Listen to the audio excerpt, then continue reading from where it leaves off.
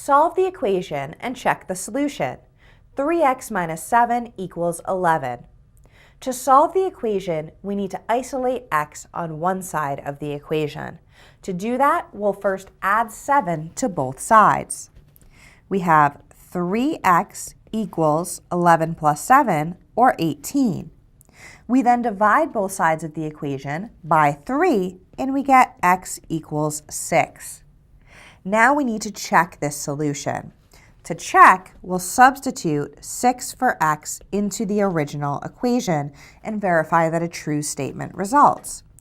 We have 3 times 6 minus 7, and we check that that is equal to 11.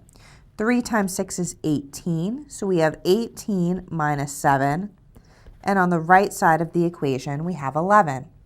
18 minus 7 is 11, so we obtain the true statement, 11 equals 11. The solution checks, and so the solution set is the set containing 6.